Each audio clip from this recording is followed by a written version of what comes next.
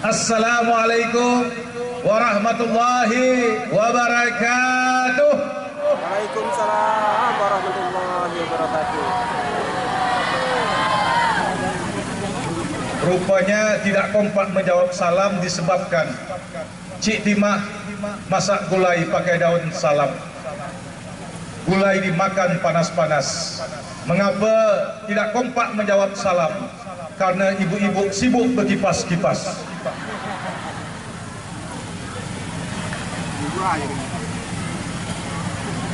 Kabut bukan sembarang kabut. Kabut beriringan beserta awan. Ini janggut bukan sembarang janggut. Janggut dipandang semakin menawan. Memperingati 10 bulan Muharram. Acara ditaja di waktu malam. Panitianya pengurus Masjid Darussalam. Semoga kita semua mati dalam Islam. Amin ya rabbal alamin. Bismillah walhamdulillah wasyukurillah ala ni'matillah wala hawla wala quwwata illa billahil aliyil azim. Asyhadu an la ilaha illallah wahdahu la syarikalah wa asyhadu anna Muhammadan abduhu wa rasuluh la nabiyya ba'dah. Allahumma salli wa sallim wa barik alaih wa ala alih. Assalamu alayka ya Rasulullah, wassalatu wassalamu alayka ya Habiballah, wassalatu wassalamu alayka ya ajmal khalqillah. Allahumma rabbi syrah li sadri wa yassir li amri wahlul 'uqdatam min lisani yafqahu qawli, amma ba'd. Mari sama-sama kita bersyukur kepada Allah. Syukur itu syakara yusakkiru tasyakkuran. Bagaimana nikmat Allah kita terima dengan bahasa Indonesianya syukur, artinya terima kasih. Bu, Pak, syukur itu artinya terima kasih. Terima kasih. Panitia beri saya air. Sini ngerti bahasa Melayu? Ngerti ya? Nah, kalau ngerti bahasa Melayu, saya pakai bahasa Melayu. Kalau tak ngerti, saya pakai bahasa India. Tani konjara mana tambarelai Allah Korea. Paham? Paham. Saya pun tak tahu juga. Panitia beri saya air. Saya ucapkan terima kasih. Mengapa saya ucapkan terima kasih? Karena yang memberi dengan kasih, yang menerima dengan kasih, terjadilah pemberian itu saling kasih sayang, dan yang memberi akan memberi kembali, yang menerima akan menerima kembali. Maka saling memberi dan menerima dengan kasih itulah disebut dengan syukur. Bagaimana sebaliknya Ustaz? Yang memberi dengan kasih, yang menerima dengan muka masam. Dari tadi air tawa sesekali teh telur macam mana? Ada yang jawab, sekarang mahal semua Ustaz, minyak mahal, beras mahal, alat-alat dapur mahal. Yang murah tu Ustaz, telur dengan susu aja Ustaz. Nah. Allah, la in syakartum la azidannakum, la in syakartum la azidannakum, wa la in kafartum inna adzabi lasyadid. Bu, suara saya memang falas. Tidak seperti ketua panitia kita, Bapak mantan kepala desa sekaligus wakil pengurus Masjid Darussalam. Suara beliau bagus, tapi untuk membesarkan hati saya, membanggakan hati saya, mengembirakan hati saya waktu saya membaca Al-Quran. Hendaknya sepak sahutlah bacaan tadi. Allah. Ulang lagi katanya. La in syakartum la azidannakum wa la in kafartum inna adzabi lasyadid. Terpaksa. Maka itu mengapa kita wajib bersyukur? Karena Allah berfirman, wa in ta'udu ni'matallah la tuhsuha. Kau hitung nikmat tu hitung. Sebiji beras tak pernah kita buat, sedangkut udang tak pernah kita bikin, seteguk air tak pernah kita menciptakan, selembar karton kapas tak pernah kita membuatnya. Semuanya Allah sediakan, tinggal lagi kita bersyukur dan bersyukur. Maka itu orang yang tak bersyukur, kata Allah berulang kali, fa bi ayyi ala'i rabbikuma tukadziban. Kedua, mari kita berselawat kepada Rasulullah sallallahu alaihi wasallam. Inna awalan nasi bi yaumal qiyamah aksaruhum alayhis salah. Orang yang paling dekat bersama aku di hari kiamat nanti, orang yang paling banyak bersalawat. Mengapa orang yang banyak bersalawat paling dekat? Karena kalau solat kita masih ada yang tidak khusyuk, puasa kita masih ada yang tidak ikhlas, mengaji kita masih ada yang riak. Begitu ngaji biasa-biasa saja di rumah. A'udzubillahi minasyaitonirrajim. Bismillahirrahmanirrahim. Datang, assalamualaikum. Pak kepala desa, masuk pak. Saya menyelesaikan dulu ya pak ya. Bismillahirrahmanirrahim.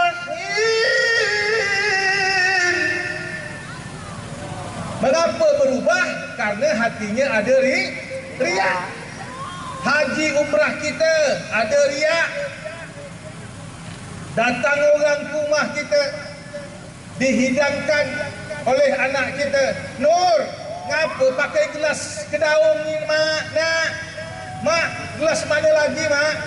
Ini gelas kedaung buatan Indonesia. Gelas mana lagi mak? Ai gelas emak waktu umrah 3 kali tu. Ini bahayanya. Akhirnya pahala umrah boleh berkurang, boleh habis. Tapi kalau salawat, kata ulama, tidak akan pernah berkurang. Maka itu salawat boleh dinyanyikan.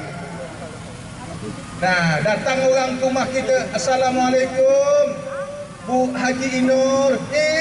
Makcik Samiah masuk. An-Nabi sallu alaihi salawatullahi alaihi wa yanalul barakah kullu man salla alaihi. Boleh dinyanyikan. Nah, itulah perbedaan salawat dengan amalan lain. Sebelum manusia ada, sebelum alam ada, salawat sudah ada. Karena salawat itu af'al perbuatan Allah. Innallaha wa malaikatahu yusalluna 'alan nabi. Maka daripada itu, untuk mengukur hati kita ini bersih atau tidak, ketika kita mendengar nama Muhammad disebut, maka kalau mulut tidak bersalawat, kata guru saya, bukan mulut yang tak hendak bersalawat, bukan lidah yang tidak hendak berucap, tapi hatinya tertutup dengan Muhammad sallallahu alaihi wasallam. Berarti hatinya ada penyakit hati. Nah, yuk barengan kita berselawat dulu sebelum kita membahas penyakit hati. Allahumma salli ala ya Rabb.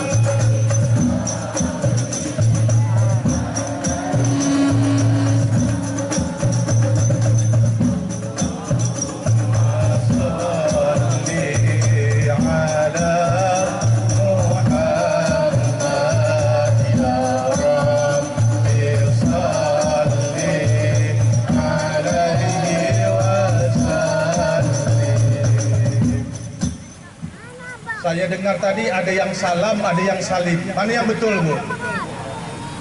Waktu saya ceramah suatu tempat, tak perlu saya sebutkan, saya tanya, Bu, ujungnya salam atau salim? Ada yang jawab, ya kan? Salam, Ustaz.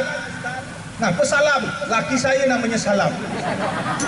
Nah, jadi kalau nak tahu, Bu, ya, kalau nak belajar nahwu saraf lambat, rumus saja pakai. Kalau di pangkalnya baris atas fathah, ya, maka ujungnya pun baris atas. Contoh, sallallahu ala Muhammad sallallahu alaihi wasallam, karena solat. Tapi kalau ujungnya baris bawah,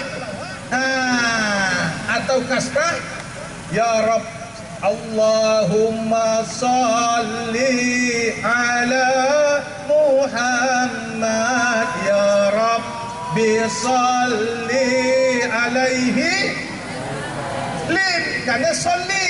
Jadi kalau pangkalnya sola, ujungnya salam. Kalau pangkalnya soli, ujungnya salim. Ingat aja itu rumus. Baik. Bab hati, Imam Ghazali itu pakar hati. Maka itu tebal kitab Ihya Ulumuddin membahas tentang hati. Mengapa malam ini kita membahas tentang hati? Karena hati-hati, hati kalau disebut dua kali, hati-hati. Nah, maka itu apa saja dihubungkan dengan hati, boleh jadi positif, boleh jadi negatif. Senang hati, suka hati, besar hati, tinggi hati, kecil hati, makan hati, jeruk hati. Nah, itu semuanya berkaitan terhadap hati. Jadi hati manusia ini ada disebut dengan qalbun mayyit, hati yang mati.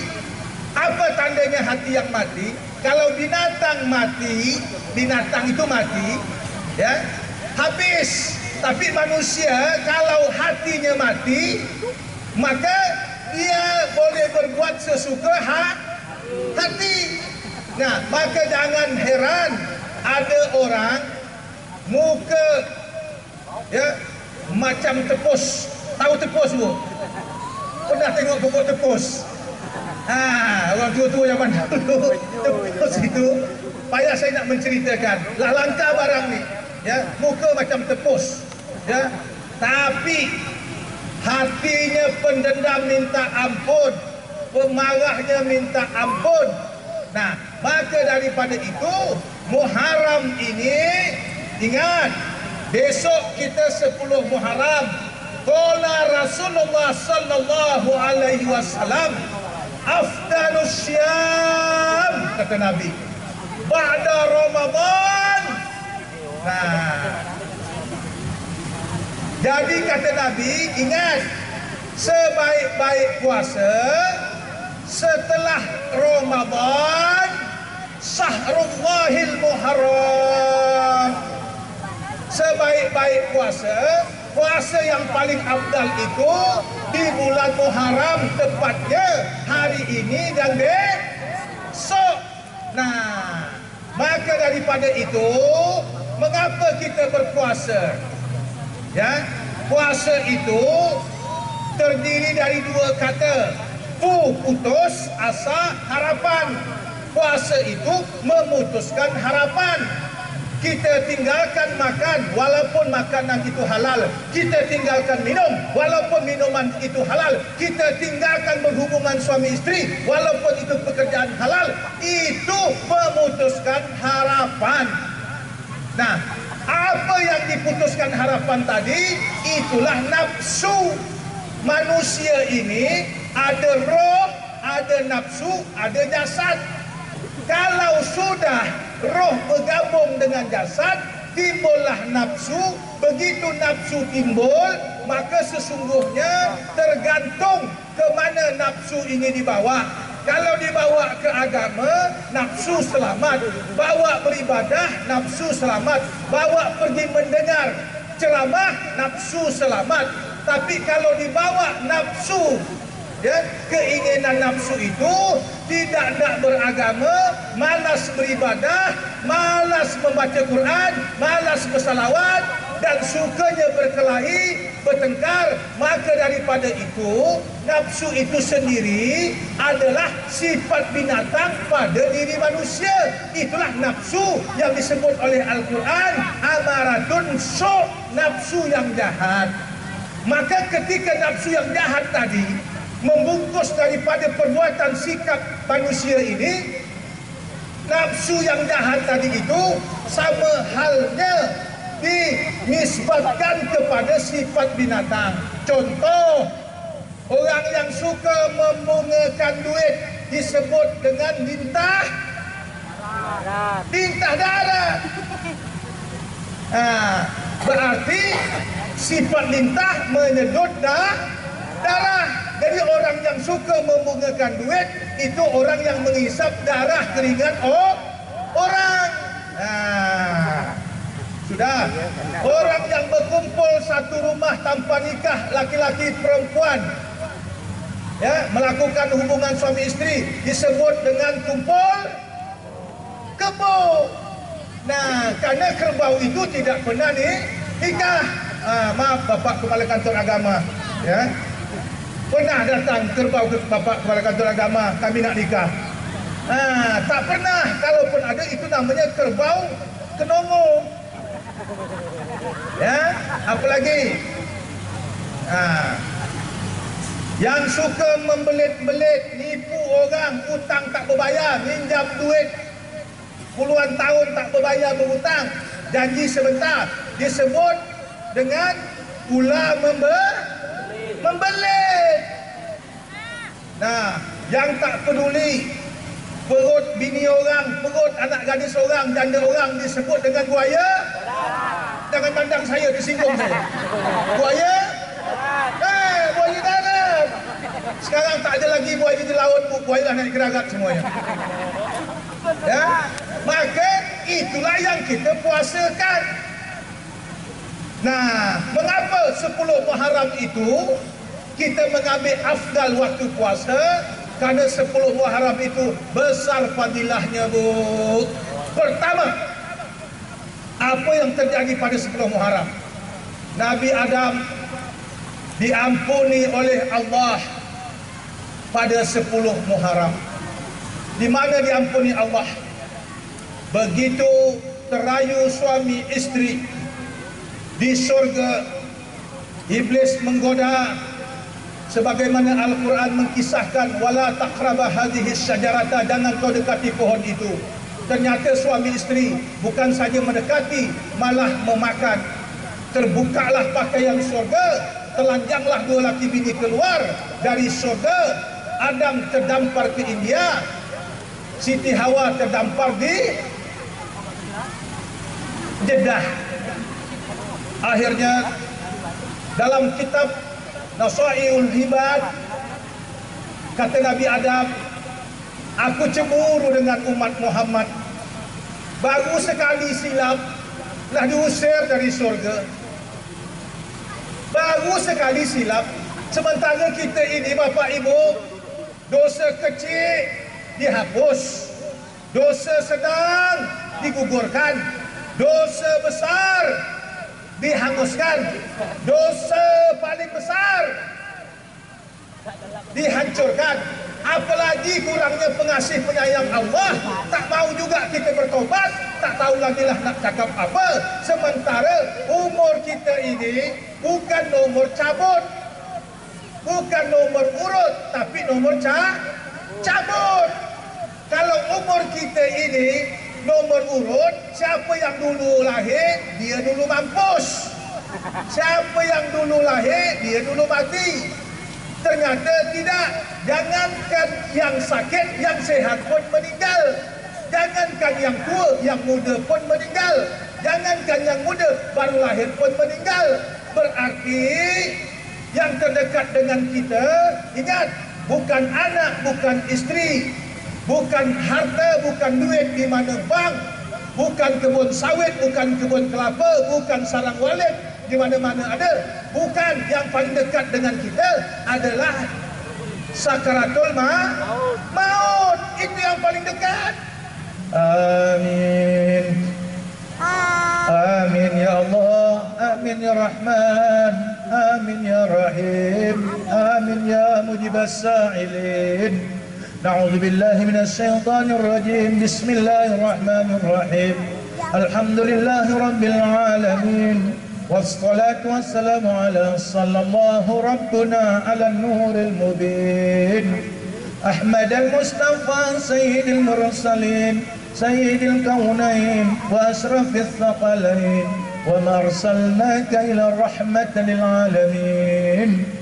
Sayyidina wa maulana Muhammadin nuriz zati wa sirris sari fi sairil asma'i was sifat, وعلى آله وصحبه رسول الله أجمعين.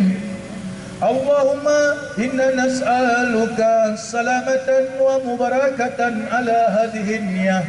اللهم إنا نسألك سلامة ومباركة هذا البرنامج.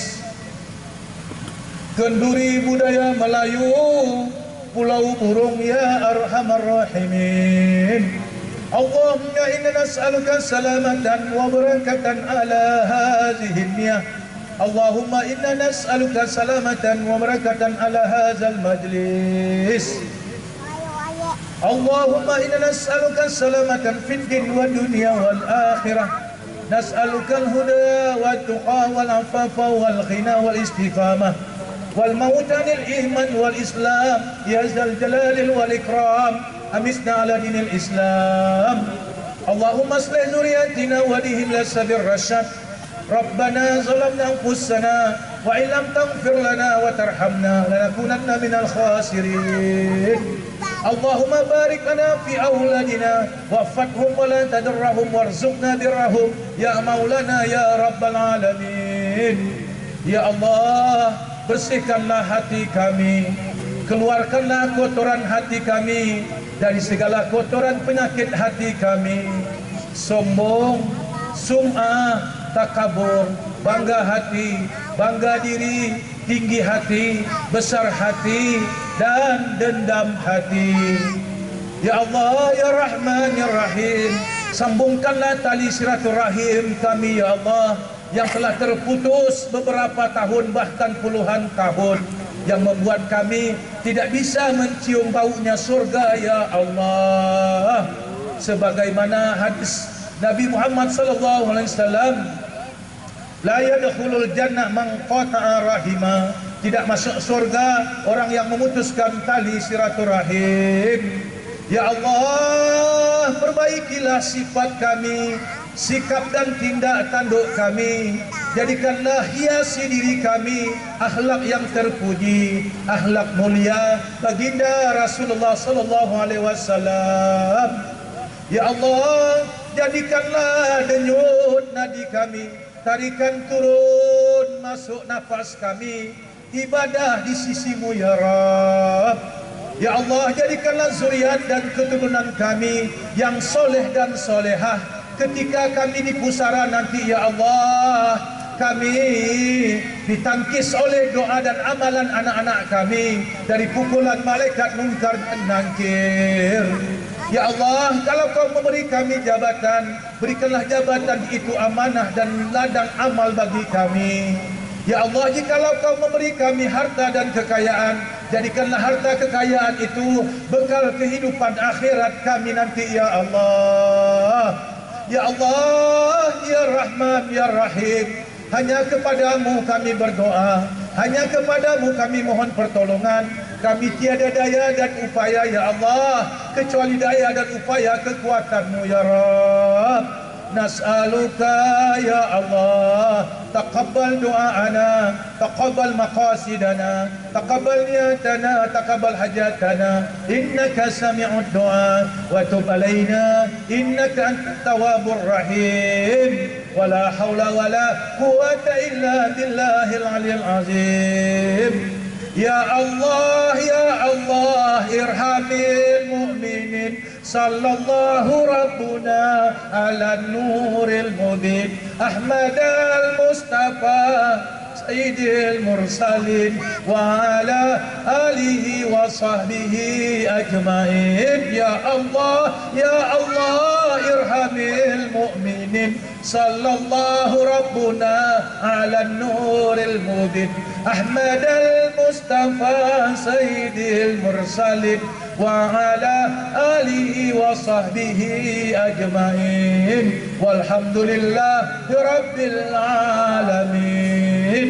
Taqabbalallahu minkum. Taqabbal ya